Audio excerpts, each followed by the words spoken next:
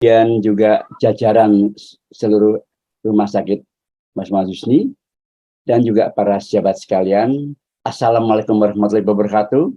Selamat pagi, Waalaikumsalam. salam sejahtera untuk kita semua. Baik, perkenankan saya untuk melakukan share screen. Apakah share screen saya sudah nampak? Nampak, Siap, Prof. sudah. Baik. Bapak moderator dan para sahabat sekalian, judul yang ditugaskan pada saya adalah keselamatan pasien dan perlindungan hukum bagi PPDS di rumah sakit. Dan perkenalkan saya adalah Herku Tanto dari Fakultas Kedokteran Universitas Indonesia, sesama saudara kandung dari Universitas Sriwijaya. Saya juga dari RSCM, saudara kandung juga dari RSMH. Saya pernah menjabat sebagai Ketua Konsep Kedokteran. Kemudian juga yang berkesan bagi saya adalah saya kebetulan mengetuai Komite Nasional Keselamatan Pasien. Dan saat ini saya juga masih di dalam Komite Medis RSCM. Topik ini sudah pernah kami bahas tuntas di RSCM, dan saatnya lah mungkin saat ini kita akan berbagi dan bagaimana kita mendiskusikan hal-hal semacam ini. Jadi rumah sakit RSMH ini adalah rumah sakit pendidikan vertikal, di mana peserta pendidikannya itu adalah melakukan tindakan spesialistik. Dan keselamatan pasien oleh karenanya berpotensi terancam akibat tindakan spesialistik yang dilakukan oleh dokter yang belum menjadi spesialis. Perlu dicatat bahwa handout untuk paparan saya sudah saya bagikan dan berkenan panitia untuk membagikannya pada para peserta. Lalu isu utamanya adalah apakah proses kredensial untuk dokter di RSMH ini diperlukan bagi peserta PPDS? Apakah hanya untuk konsulen saja? Sejauh mana tanggung jawab peserta PPDS, konsulen, dan rumah sakit kalau terjadi mishaps? Bagaimana upaya-upaya hukum untuk mengamankan keselamatan pasien dan risiko hukum? Karena risiko hukum itu akan terjadi apabila pasiennya kenapa-napa. Kalau pasiennya tidak kenapa-napa, tentunya niscaya risiko hukum itu tidak terjadi. Dan tujuan paparan saya adalah mendiskusikan bagaimana upaya keselamatan pasien ini terjadi diimplementasikan melalui good clinical governance di rumah sakit pendidikan. Dan tentunya adalah jejaringnya. Kita juga mendiskusikan perlu tidaknya kredensial bagi PPDS di rumah sakit pendidikan maupun di rumah sakit jejaringnya. Sebagai catatan, kami di RSCM, kami melakukan ini. Dan kemudian mendiskusikan sistem tanggung jawab hukum atas tindakan PPDS. Jadi kalau kita lihat skop atau konteks pembicaraan kita, keselamatan pasien itu menduduki sentra dari pembicaraan kita, di mana di atasnya itu adalah clinical governance. Clinical governance adalah satu tata kelola yang mengatur tata kerja dan tata laksana dari para klinisi. Di sini kita melihat ada pendidikan dokter spesialis dan bagaimana masalah tanggung jawabnya. Dengan sentra keempat konteks itulah kita akan bicarakan ini semua. Dan tata urut paparan saya adalah pertama adalah proteksi keselamatan pasien melalui good clinical governance, ini kita lihat dulu, dan kemudian kita melihat bagaimana profesionalisme kaitannya dengan kredensial PPDS. Selanjutnya kita akan bicarakan bagaimana penanganan pasien oleh PPDS dan pengawasan oleh konsulen. Terus terang saja di RSCM kami juga mengalami problematik. Sejauh mana waskat pengawasan melekat pada PPDS ini terjadi. Apakah setiap kali harus telepon atau bagaimana, ataukah harus hadir dan terusnya. Dan terakhir adalah bagaimana proteksi hukumnya. Baik, para sejawat sekalian, mari kita bicara yang pertama dengan santai. Proteksi keselamatan pasien melalui DPJP dan kredensialnya. Dalam pelayanan kesehatan seperti yang diamanahkan oleh Kemkes pada rumah sakit vertikal, itu adalah akses to healthcare dan quality of healthcare. Kita bicara pada quality of healthcare saat ini. Khususnya adalah masalah keselamatan pasien. Kita tidak membicarakan masalah BPJS atau aspek pembiayaan dan seterusnya. Suatu insiden atau accident pada suatu medical mishaps bisa terjadi karena berbagai macam hal. Antara lain adalah pasien jatuh dan seterusnya. Salah satu di antaranya adalah karena pelayanan medis, tindakan kedokteran. Tindakan kedokteran ini itu terjadi karena dokter yang melakukannya itu tadi memiliki clinical privilege.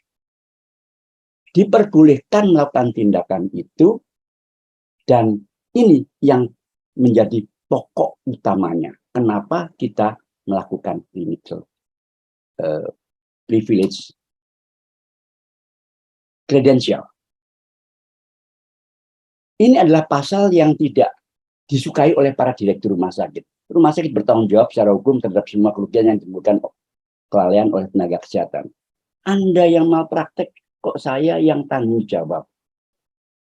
Kalau kita kembali lagi, pasien akan menjawab, kami tidak akan seperti ini apabila dokter ini tidak melakukan tindakan itu kepada kami. Pembiaran rumah sakit melakukan tindakan kepada kami tanpa ditapis oleh clinical privilege, maka kami jadi kayak begini. Itulah dasar kenapa rumah sakit bertanggung jawab. Sehingga rumah sakit itu tentunya untuk memproteksi dirinya juga harus melakukan tata kelola klinis yang baik. Clinical governance, good clinical governance. Dan ini bukan wacana, tapi sudah amanah regulasi. Bagaimana tata kelola klinis yang baik, termasuk melibatkan PPDS. Nanti ini akan menjadi fokus pembicaraan kita, dan ini berbeda sama sekali dengan rumah sakit yang bukan pendidikan. Pada dasarnya, clinical governance yang baik terkait dengan isu ini adalah, pertama, appoint excellent physician artinya adalah kita hanya menerima orang-orang yang terbaik untuk rumah sakit kita. Kemudian, yang bersangkutan itu kita wawancara, kita kredensial, set communicate and buy-in expectation. Artinya adalah, ini adalah ekspektasi rumah sakit, dan kemudian, maukah Anda? Kalau Anda nggak cocok, lebih baik kita salaman jadi saudara, kita nggak usah kerjasama. Tapi kalau sudah dikredensial dan kemudian kita cocok kerjasama di rumah sakit, maka kita harus konsekuen. Kita ukur performance terhadap ekspektasi yang diawalkan, di awalnya dijanjikan. Kalau ternyata dia itu underperform, kita manage. Kalau ini pun gagal, baru kita ambil tindakan korektif. Dan makin dini, makin baik antisipasinya. Kalau kita lihat ini, kita bisa bagi tiga. Ini yang pertama adalah tugas subkomite kredensial. Berikutnya yang kedua adalah tugas subkomite mutu profesi dan audit medis. Yang ketiga adalah subkomite disiplin. Ini sudah cocok dengan struktur komite medis kita. Dan melakukan suatu good clinical governance itu sudah dirinci di dalam pasal 290 huruf R Undang-Undang Rumah Sakit. Itu harus mengatur kewenangan klinis atau clinical privilege melalui medical staff dialogue. Jadi hal ini tidak usah kita pertanyakan lagi karena sudah menjadi suatu amanah. Kemudian, memasuki pelayanan di rumah sakit, tentunya setiap pasien akan harus memiliki DPJP dengan kompetensi sesuai dengan keadaan medis pasien. Tidak mungkin seorang pasien itu dilepas siapa DPJP-nya itu tidak tahu. Artinya adalah tidak mungkin DPJP itu berganti setiap hari. Misalnya, hari Senin DPJP-nya siapa, hari Selasa DPJP-nya siapa untuk setiap pasien. Itu bukan DPJP tentunya. Kita sudah paham itu.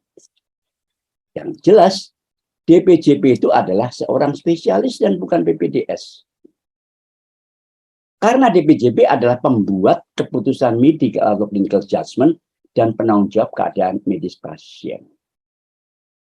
Dan isu berikutnya adalah bagaimana kalau pasien itu adalah multimorbiditas, memiliki keadaan multimorbiditas dan multipatologi.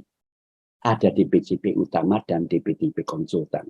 Lalu PPDS akan mengacu kemana? Dan seterusnya. DPJP bekerja sesuai dengan standar. Pelanggaran standar tentunya akan diketahui oleh clinical case manager, perawat, dokter jaga, dan seterusnya. Direktur komite dan direktur medik dan komite medik itu mengetahui semua itu melalui sistem pelaporan pada waktunya nanti untuk dilakukan audit dan untuk kepentingan patient safety atau pendisiplinan. Jadi para sejawat, inilah kira-kira pengantar untuk masuk bagaimana mekanisme bekerjanya secara normal di dalam suatu rumah sakit pendidikan. Yang kita sudah ketahui, saya hanya akan mereminding lagi. Bagaimana kaitan dengan rumah sakit pendidikan, dengan khusus dengan staf medisnya, maka kita melihat antara rumah sakit dengan FK itu diikat oleh suatu perjanjian kerjasama dan kemudian ada komkordik-nya. Kita semua sama-sama mengenal namanya komkordik dan seterusnya. Lalu sejauh mana peranan komkordik itu terhadap staf medis? Punyakah rentang kendali? Mengapa? Komkordik ini itu adalah penyatuan antara dua lembaga dengan dua visi dan misi yang berbeda misalnya. Ini perkenankan saya menggunakan slide yang kami miliki yaitu di FKUI dan ini pernah kita bahas secara mendalam di mana Fakultas Kedokteran mempunyai visi dan misi, mempunyai unggulannya sendiri, sedangkan direktur rumah sakit itu mempunyai visi, misi, dan layanan keunggulannya sendiri-sendiri, dan terusnya. Dan ini diimplementasikan dalam tugas staf rumah sakit yang bisa campuran mendidik atau murni pelayanan saja, tidak menjadi dokter pendidik, tidak menjadi teknis. Begitu juga di FK.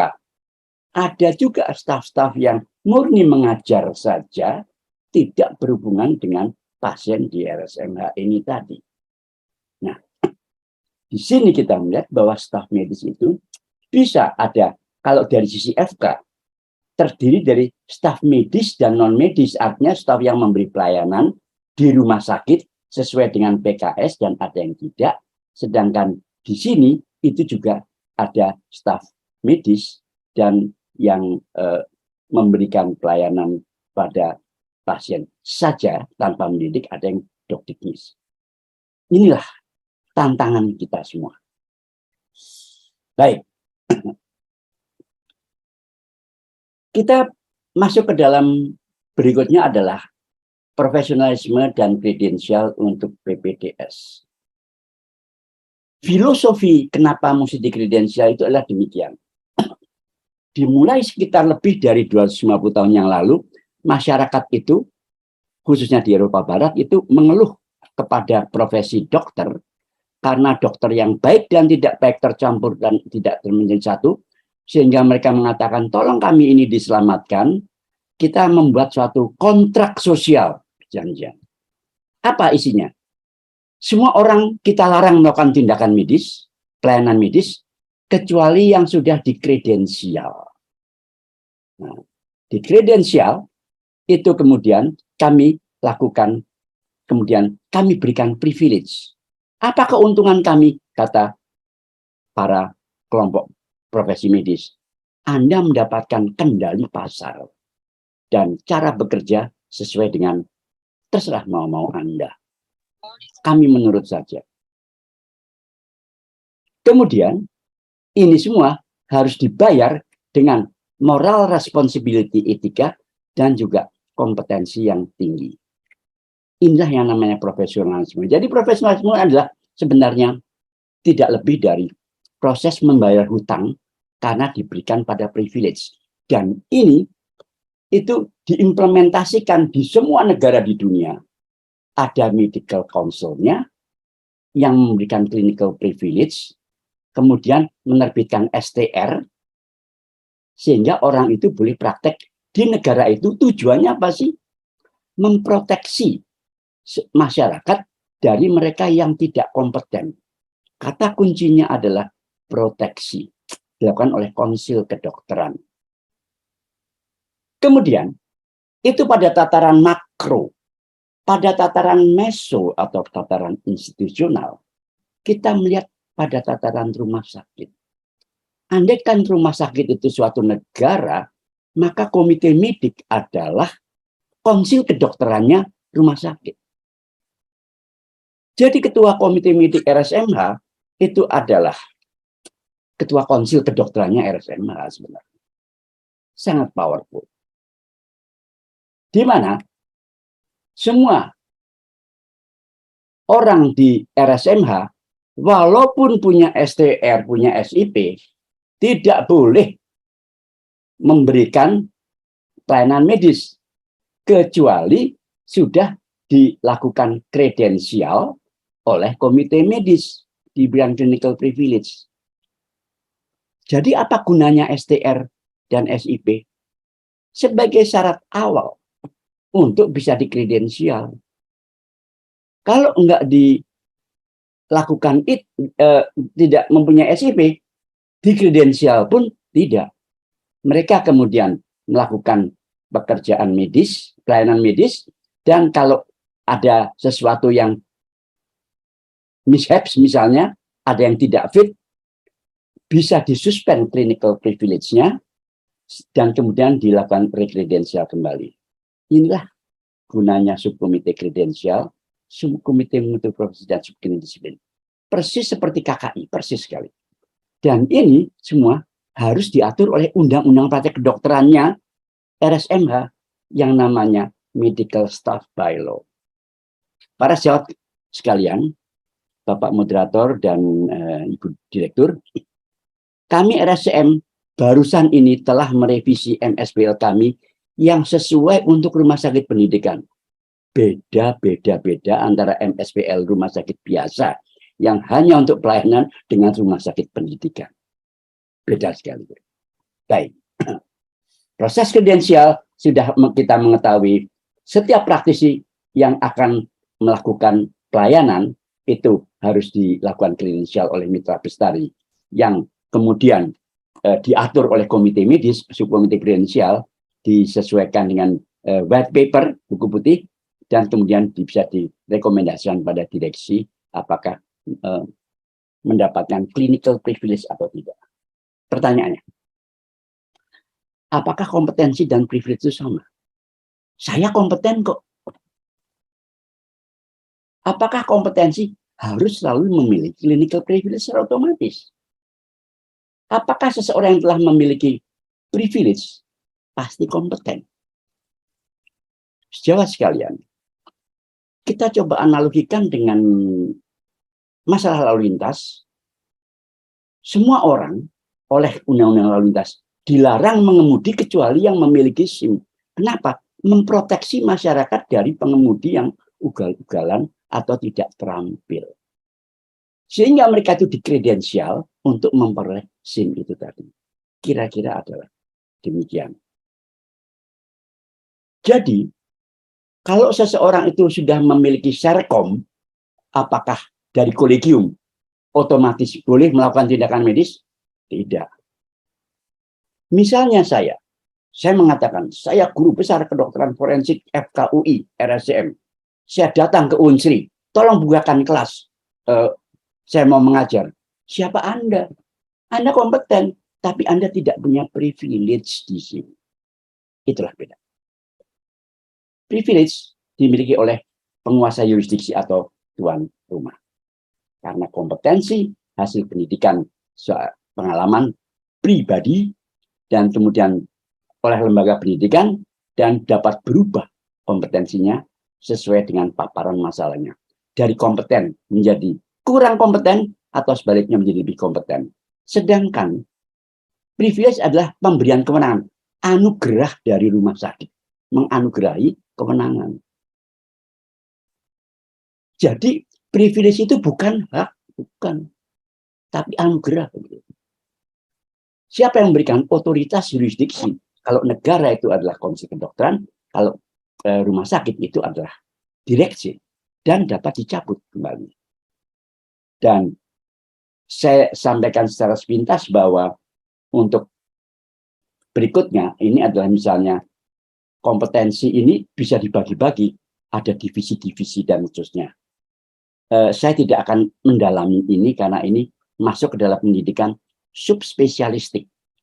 Nah, kita lihat juga, saya nggak tahu apakah ada PPDS 2, pendidikan subspesialis di rumah sakit dari RSMH.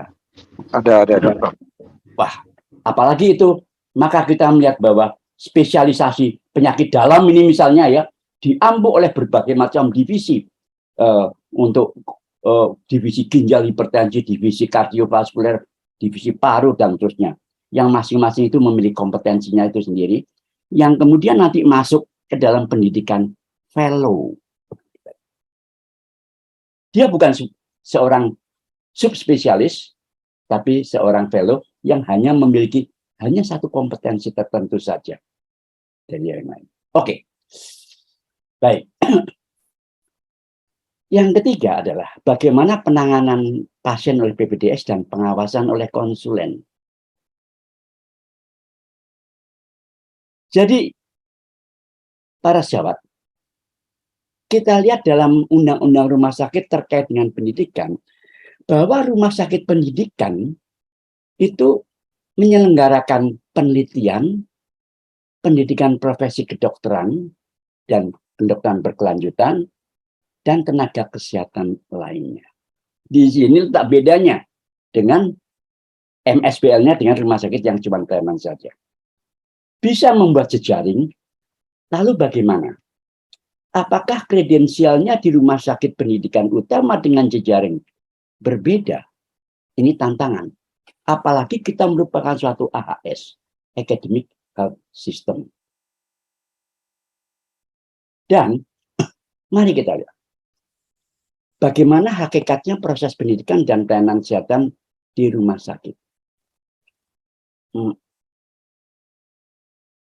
Saya masuk ke dalam slide ini. Pada dasarnya, melakukan pendidikan kedokteran dilakukan dengan cara apprenticeship atau melopen bahasa Belandanya. Tahap awal, I'm doing, you are watching. Ini loh dek, lihat ya, observasi dulu. Tahap berikutnya, we are doing together. Coba ini, pegang haknya, angkat tinggi-tinggi, supaya saya bisa mempunyai lapangan pandang yang lebih jelas. Tahap lanjut adalah, I'm watching, you are doing. Bukannya, I'm watching, you are going gitu loh. Bukan. Bagaimana kalau on-call saja? On-call itu hanya satu spesialisasi saja, yaitu onkologi. Mohon maaf, ini hanya sekedar joke saja. Harusnya adalah ada baskat. Dan setiap pasien ada di BJP-nya, dan yang menjadi BJP adalah konsulen. Bukan PPDS atau mahasiswa FK, sehingga mekanisme kredensial bagi dokter yang melakukan tindakan. Dan juga ada informed consent. Berangkat dari sini, maka kita lihat residen memperoleh delegasi melakukan penasihatan dari konsulen sebagai bagian dari proses pendidikan, bukan pelayanan. Mohon dibedakan antara memberikan delegasi, itu merupakan delegation of authority, dengan transfer of authority, seolah mandat. Kalau transfer of authority, itu misalnya Dr. Zeng itu tidak sempat praktek karena pergi, maka digantikan oleh dokter spesialis penyakit dalam yang lain. Itu adalah transfer, bukan delegasi. Kalau mendelegasikan, itu tanggung jawabnya tetap pada pemberi delegasi. Sedangkan kalau transfer of authority, tanggung jawabnya berpindah sendiri-sendiri. Kemudian proses pendidikan kedokteran itu berjenjang, terdiri dari tahap awal. Sehingga, seperti saya katakan tadi, memperoleh supervisi secara bertingkat dari para dokter spesialis konsultan di rumah sakit pendidikan. Ini kaitannya dengan KPS. Bagaimana kiranya KPS dilibatkan. Dan dokter spesialis konsultan adalah DPJP yang bertanggung jawab hukum. Jadi pasien itu ketika datang ke RSMH, dia pada secara hukum tidak ditangani PPDS sama sekali, tidak. Dan itu harus keluar di dalam MSBL. Kalau tidak, maka tidak ada aturan, maka dilarang untuk melarang. Dan tanggung jawab ada di tangan rumah sakit dan DPJP. Oleh karenanya, sesuai dengan sumpah kedokteran, hutang seorang dokter terhadap gurunya itu hutang nyawa. Gurunya itu pasang badan bagi anak didik tercinta demi kelangsungan profesi kita tercinta. Jadi sekali lagi, khususnya adalah clinical judgment adalah pada tangan DPJP. Lalu bagaimana dengan rumah sakit jejaring? Ketika perkenankan saya mencampurkan istilah peserta PPDS dan residen, itu menjadi satu. Itu sama saja maksudnya, residen PPDS. Dia memiliki tanggung jawab penuh dalam rumah sakit jejaring yang diterimanya. Nah, disinilah ada clinical appointment dari rumah sakit tersebut. Sampai sejauh mana? Misalnya, seorang PPDS Opskin pada level tertentu dikirim ke satu tempat, mungkin dia bisa melakukan atau diberikan clinical privilege untuk melakukan seksio sesaria secara mandiri. Tetapi begitu dia mendapatkan histrektomi atau tindakan tertentu, dia tidak memiliki clinical privilege. Itulah cara pengendalian bagaimana seseorang residen atau keselamatan pasien itu dikendalikan di rumah sakit jejaring. Mohon itu. Dan kemudian bagaimana diskursus atau pewacanaan terkait kewajiban tanggung jawab residen itu juga perlu. Bagaimana? Ada tanggung jawab, apakah ada remunerasi? Nah, itu nanti isu yang berikutnya. Jadi, hal yang bisa kita diskusikan nanti adalah, dapatkah persetujuan tindakan medis didelegasikan pada residen? Kami mendapatkan kasus yang meminta konsen terhadap pasien, inform konsen, itu residen, bukan DPJP, bukan konsulennya. Halah, cuman ngasih informasi saja. Terjadi masalah, dan kemudian ini dipermasalahkan secara hukum. Sejauh mana? Apakah residen bebas tanggung jawab? Dan seterusnya. Beberapa kali PPDS diajukan ke MKDKI. Dicabut STR-nya. STR pendidikan. Dan terakhir adalah bagaimana proteksi bagi PPDS. Intinya adalah bekerja sesuai dengan standar profesi dan ada suatu jejaring pengaman. Kalau ini terjadi, terus bagaimana? Para sejawat sekalian, apabila terjadi suatu medical mishaps, yaitu adverse event, apapun juga, maka langkah kedepannya kita melakukan RCA FMIE itu dengan menggunakan prosedur patient safety. Tetapi kembalinya adalah bagaimana professional accountability, dan yang pertama adalah bagaimana si pasien yang sudah cedera ini mendapatkan suatu kompensasi atau dipulihkan. Ini yang namanya potential compensated event. Nah, risiko ini bagaimana? Misalnya adalah tertinggal instrumen di dalam abdomen pasien tunggal. Kita mau kasih tahu apa enggak? Ataukah kita katakan, Bu, sekarang ini adalah di bulan diskon. Bayar sekali, operasi boleh 2 kali. Apa begitu misalnya? Inilah yang akan menjadi isu. Ada 2 hal. Jadi adalah masalah hukum, tanggung jawab, dan masalah finansialnya. Jadi potential compensated event itu adalah setiap event atau peristiwa di mana provider rumah sakit dokter itu harus memulihkan keadaan pasien. Sewajarnya lah dipulihkan kerugian. Tentunya kalau sudah jelas sudah kita salah, apakah kita akan ngotot tidak tetap mengatakan kita benar? If it's broken, fix it. If it is known, there is known, prevent it. Jadi dalam patient safety itu sendiri, kita mencoba untuk melakukan mengurangi adverse event, dan yang penting adalah lalu bagaimana kompensasinya. Nah, itulah dia. Tentunya kompensasi itu harusnya yang affordable. Baik. Kami juga tidak jarang menerima komplain dan klaim dari pasien. Tunjukkan akuntabilitas rumah sakit pendidikan, yaitu melalui ada duty of care. Kita peduli bagaimana kita mengelola risiko melalui patient safety, informed consent yang baik, dan kemudian procedure and claim handling. Lalu tidak hanya ini saja, kalau berkaitan dengan masalah finansial, itu siapa yang akan membayar? Khususnya kalau peserta didik, apakah rumah sakit? Apakah rumah sakit jejaring? Jadi, para sejawat sekalian, ini kata kuncinya. Ada rumah sakit, universitas, dokter itu sendiri.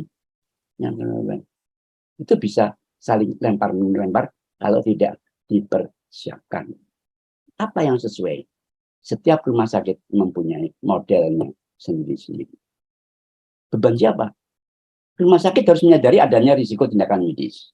Untuk itu mengalokasikan dana untuk risiko tindakan medis. Itu juga rumah sakit universitas ada mengalami hal yang sama, khususnya untuk pendidikan spesialistik dan subspesialistik. Seperti halnya misalnya kita memiliki BPKB, STNK, ada jasa raja, wajib itu. Ketika Anda mencari nafkah di suatu bidang tertentu, maka secara moral Anda harus menyisihkan penghasilan yang Anda peroleh untuk mengurangi risiko yang mungkin terjadi karena tindakan Anda sendiri. Itu adalah moralitasnya di sana. Namun, rumah sakit universitas, siapa yang akan bayar? Tentunya, bebannya di mana? Ini adalah suatu PR ke depan. Bapak moderator dan para sejawat sekalian, sampailah kita pada kesimpulan. Ada 3 hal. Yang pertama, keberadaan PPDS sebagai DPJP, bukan sebagai DPJP, artinya adalah sebagai orang yang, maaf ini ya, sebagai orang yang akan melakukan tindakan medis, itu harusnya akan menyelamatkan pasien, bukan sebaliknya. Jadi harus dijamin hanya membolehkan dokter yang kompeten saja yang boleh melakukan pelayanan kesehatan. Yang kedua, kalau toh masih ada yang berpikiran tiada rotan, akar pun berguna. Ini nggak boleh dipakai dalam rumah sakit pendidikan, filosofi itu tadi. Kalau di daerah di mana dokternya minim itu bisa-bisa saja. Ini tidak boleh. Tidak ada rotan. Kalau ada rotan, ada akar, mana yang dipakai? Kenapa pakai rotan? Ya. Kenapa pakai akar? Maaf, pakai rotan tentunya. Proteksi terhadap PPDS yang menjadi katakan juga bukan menjadi DPJP, menjadi katakan penerima delegasi dan akan menjadi mungkin DPJP di dalam rumah sakit jejaring itu silahkan terapkan kredensial melalui komite medis. Ada Permendag 755 dan penerapan sistem liabilitas. Mudah-mudahan ada gunanya. Terima kasih. Wassalam.